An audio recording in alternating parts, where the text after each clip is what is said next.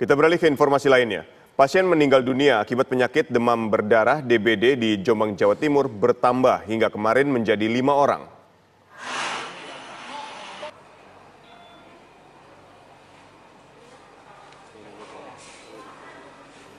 Saat ini pasien yang terjangkit penyakit DBD di RSUD Jombang terus mengalami peningkatan untuk setiap harinya, sehingga RSUD menambah bed di ruang perawatan. Saat ini terdapat 25 pasien yang dirawat baik di ruang perawatan maupun di ruang HCU. Karena terus bertambah, rumah sakit menambah bed pasien DBD sebanyak 14 bed sejak Januari 2024 hingga saat ini. RSUD Jombang sudah merawat sebanyak 131 pasien DBD. Selain bertambahnya pasien baru, kasus meninggal dunia juga bertambah. Dari 4 pasien per tanggal 22 Februari 2024, kini menjadi 5 kasus meninggal selama bulan Februari 2024. Pasien meninggal terakhir, anak perempuan berinisial K berusia 8 tahun, warga Kecamatan Jombang Kota.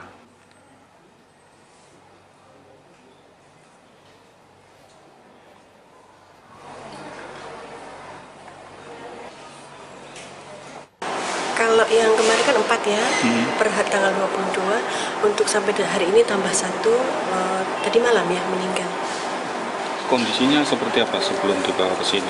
Iya, rata-rata memang pasien yang meninggal ketika dibawa ke sini sudah dalam kondisi dengue shock syndrome atau DHF grade 3. Yang pasien ini sudah dirujuk dalam kondisi sudah asites dan efusi pleural, jadi sudah agak berat gitu. Pemirsa, untuk mengetahui perkembangan terkini mengenai penyebaran dan penanganan pasien demam berdarah di Jombang, Jawa Timur, kami sudah terhubung dengan Saiful Anwar sebagai PLT Kepala Dinas Kesehatan Jombang. Selamat pagi, Pak Saiful. Selamat pagi, Pak siapa? Aditya, Pak. Pak Aditya, okay. Baik, Pak Saiful, hingga saat ini berapa total warga Jombang yang terkena demam berdarah, Pak? Kalau yang terkena demam berdarah dengue sudah teridentifikasi sekitar 131. Tetapi kalau untuk pelaporan ke Kementerian Kesehatan, kami melaporkan itu tidak hanya DBD tetapi IVD. Infeksi virus dengue itu kami laporkan sudah mencapai 331 pasien. Baik, lalu apa yang menjadi penyebab tingginya angka kasus DBD di Jombang ini sendiri? Kalau kami merefer dari beberapa tahun sebelumnya, dari 5 tahun ini sepertinya terjadi siklus 5 tahunan. Karena dari data yang kami kumpulkan juga ada beberapa perubahan perilaku dari virus ini, sehingga kami juga lumayan agak terkejut juga dengan lonjakan kasus IBD yang ada di Kabupaten Jombang. Baik, lalu bagaimana dengan penanganan terhadap para pasien yang jumlahnya sangat banyak ini, Pak? Penanganan sudah sangat terkoordinasi dengan beberapa fasilitas layanan kesehatan, termasuk dari RSUD Kabupaten Jombang dan RSUD Kabupaten Peloso sudah sangat sigap sekali. Meskipun di garda terdepan kami ada di tingkat desa, di tiap-tiap kecamatan, di puskesmas-puskesmas. Sebagai informasi bahwa dari 21 kecamatan di Kabupaten Jombang ada 34 puskesmas yang ada di lapangan. Kemudian kami juga telah melakukan pemberantasan sarang nyamuk setiap Jumat sekali seminggu, tiap hari Jumat yang dipimpin oleh camat masing-masing wilayah. Dan untuk hal tersebut kami sudah sangat optimal, sangat maksimal dalam melakukan pencegahan kasus IBD ini. Namun karena ada mungkin ada beberapa hal yang terlewat dari yang kita syaratkan 100% itu bebas sarang nyamuk.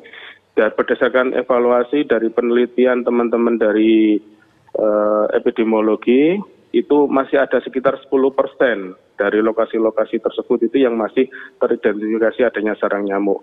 Kemungkinan 10% itulah yang menyebabkan terjadi lonjakannya kasus DBD di Kabupaten Jombang. Baik, artinya kegiatan fogging ini sudah mulai dilakukan kembali ya, Pak? Di lokasi-lokasi yang memang banyak warga yang terjangkit demam berdarah ini?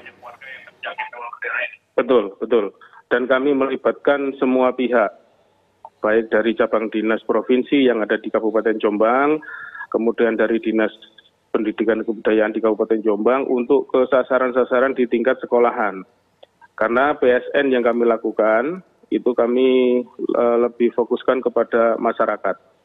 Termasuk tadi hari Jumat kemarin kami sudah melakukan koordinasi dengan lembaga-lembaga filantropi, itu mereka itu bersedia untuk membantu dari segi pembiayaan apabila APBD yang ada di Kabupaten Jombang tidak memungkinkan, tidak bisa sepenuhnya untuk memenuhi titik-titik fogging yang kami datakan itu sekitar ada 58 titik yang belum tertangani dari fogging. Kemudian untuk selanjutnya melalui instruksi dari pimpinan Bapak Bupati dan Bapak Sekda itu sudah dilakukan surat kepada seluruh organisasi pemerintah daerah bahwa nanti pada hari Selasa minggu depan ini akan dilakukan pemberantasan sarang nyamuk serentak di seluruh instansi, diikuti dengan fogging serentak dalam kurun waktu Rabu sampai Jumat dan akan dilaporkan kepada pimpinan sebagai tindak lanjut terkait lonjakan kasus demam berdarah di Kabupaten Jombang. Baik, tahun 2023 lalu kan kasus kematian akibat DBD ini 0 kasus, Pak. Sementara untuk Februari ini saja sudah tercatat 5 orang meninggal dunia. Apakah akan ada status KLB untuk kejadian kali ini? Untuk status KLB kami masih menunggu instruksi dari secara berjenjang, Mas Adit. Jadi dari provinsi, dari Kementerian Kesehatan, karena yang jelas kami sudah melaporkan seluruh perkembangan kasus ini secara berjenjang kepada pemerintah provinsi dan Kementerian Kesehatan. Jadi nanti kami tinggal menindaklanjutinya. Tapi terkait dengan lonjakan kasus seperti ini, tetap nanti kami akan berkoordinasi dengan Dinas Kesehatan Provinsi dan Kementerian Kesehatan. Karena tidak serta-merta kami menentukan KLB di Kabupaten Jombang. Karena kami harus mempertimbangkan juga bagaimana situasi kasus di kabupaten-kabupaten lain, kemudian di provinsi-provinsi lain, sehingga kami saat ini masih menunggu instruksi dari Kementerian Kesehatan dan Dinas Kesehatan Provinsi Jawa Timur. Baik, selain melakukan sejumlah penanganan termasuk salah satunya fogging, mungkin imbauan terhadap masyarakat untuk mencegah tingginya kasus demam berdarah ini seperti apa, Pak? Himbauan akan kami laksanakan lebih intens lagi, karena yang jelas himbauan sudah kami lakukan sejak tahun kemarin, Mas Adi. Jadi sejak tahun kemarin sebelum musim penghujan tiba kami sudah melakukan himbauan. Tetapi karena ada kesadaran dari beberapa masyarakat, sehingga masih ada missing yang seperti saya sampaikan tadi, ada sekitar 10% kami temukan itu masih ada sarang-sarang nyamuk yang sangat berpotensi terhadap penyebaran IPD ini.